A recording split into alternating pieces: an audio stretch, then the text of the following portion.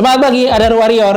Kali ini kita akan membahas terkait dengan penggunaan fitur self-assessment ya di web www.adago.id.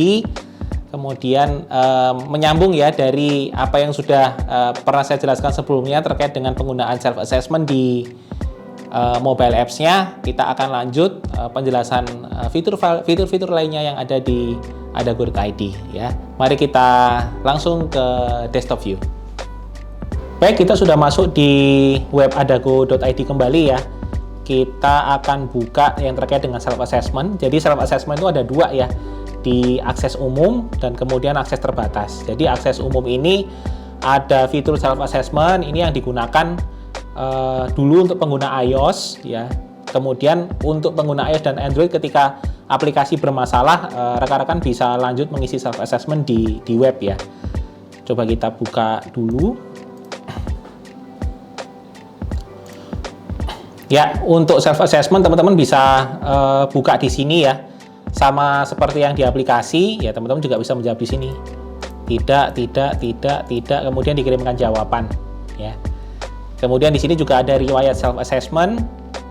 Rekan-rekan juga bisa melihat self-assessment dari hari ke hari ya. Nah, kemudian jika aplikasi bermasalah, rekan-rekan dapat ngecek ya tombol QR code ini. Nah, nanti akan ada ini yang akan ditunjukkan ke tim pemeriksa di Simpang Wara. Kemudian jika teman-teman merasa sudah mengisi self-assessment tapi status yang tercantum di sini itu berbeda, maka ini bisa dilakukan refresh di sini. Ya, bisa dilakukan refresh.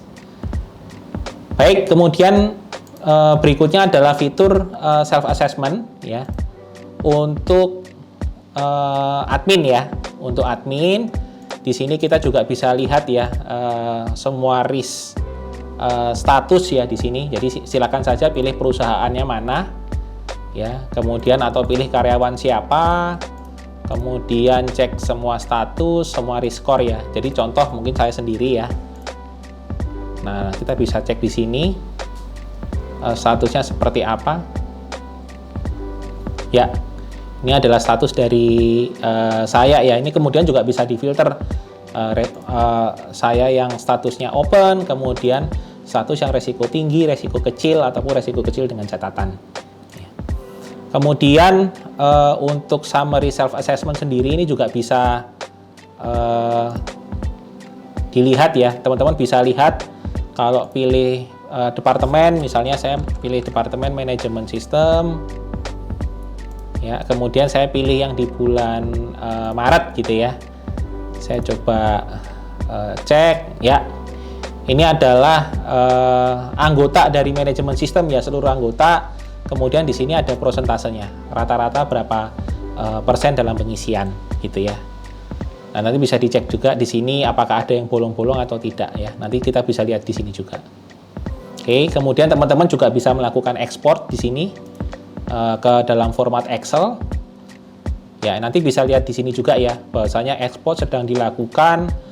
Silakan refresh halaman sampai link muncul. Jadi kalau misalnya tidak muncul, ini bisa diklik ini kemudian diklik enter atau refresh ya, atau F5 sampai dengan Excel-nya muncul ya. Baik, kita kembali ke fitur self assessment ya. Di sini saya akan menjelaskan bagaimana cara melakukan intervensi ya bagi karyawan yang mendapatkan resiko tinggi dalam pengisian self assessment. Ya, misalnya ini atas nama Pak Dedi ya. Di sini yang pertama kali ketika kita mendapatkan resiko tinggi ya bagi karyawan, kita bisa melakukan validasi terlebih dahulu ya. Jadi validasi kita lakukan terlebih dahulu dengan melakukan edit ya. Yang bersangkutan habis sedang menjalani cuti di luar ring 1 dan berbagai keterangan yang rekan-rekan bisa tulis dengan lengkap ya di deskripsi ini. Jadi deskripsi ini harus ditulis lengkap-lengkapnya agar bisa ditafsirkan ya dengan baik oleh tim dokter, tim IHOH, kemudian tim SR, kemudian dan tim HC Operation ya. Di sini bisa dipilih ya investigatornya siapa, bisa diketik ya. Misalnya Pak Gustaf gitu ya, bisa diketik, kemudian pilih tanggal validasi, kemudian dilakukan simpan ya. Berikutnya nanti dari tim dokter setelah mendapatkan validasi ya dari PJA atau PJO, mitra kerja dapat melakukan menu edit di sini dan dapat memberikan intervensi ya. Intervensi di sini ada banyak, ada karantina 14 hari, ada rapid test, ada PCR ya, dan lain-lain ya. Kemudian untuk intervensi juga bisa diberikan tidak hanya satu tapi bisa beberapa. Nanti pemberi intervensi di sini ditulis ya, misalnya Dokter Daman begitu. Kemudian dipilih tanggal intervensinya, kemudian bisa diberikan keterangan terkait dengan intervensi yang dilakukan. Kemudian nanti setelah dokter melakukan intervensi, jika dinilai dari pengisian validasi tersebut ada pelanggaran di dalamnya, maka HIC Operation dan tim HR ya bisa melakukan penindakan ya terhadap pelanggaran tersebut. Jadi kalau di HIC Operation itu penindakan yang dilakukan ya itu mulai dari lubang 1, lubang 6 dan tidak ada intervensi. Kemudian kalau dari HR ini ada penindakan juga ya, mulai dari surat teguran, SP1, SP2, SP3 sampai dengan tidak ada intervensi. Nah, kemudian ketika semua ini sudah diisi ya, baik dari validasi, intervensi kesehatan, SPDK dan dari HR, nanti dari tim IHOH ya atau dari tim dokter atau dari tim medis akan melakukan tutup kasus. Jadi nanti ini dicek dulu ya, apakah hasil intervensinya ini sudah lengkap, kemudian hasil validasinya juga sudah dilakukan ya, nanti baru akan dilakukan tutup kasus ya oleh tim dokter ya. Kemudian nanti beri keterangan penutupan kasus. Jadi nanti ini akan ditutup. Ya, jadi nanti bisa dilihat kronologinya, hasil intervensinya, nanti bisa dituliskan sudah dilakukan PCR D4 dan D14. Nah, mungkin nanti akan disimpan dan kasusnya akan dinyatakan tutup. Jadi bagi rekan-rekan yang sudah ditutup kasusnya yang sebelumnya berwarna orange, maka akan berubah menjadi berwarna hijau.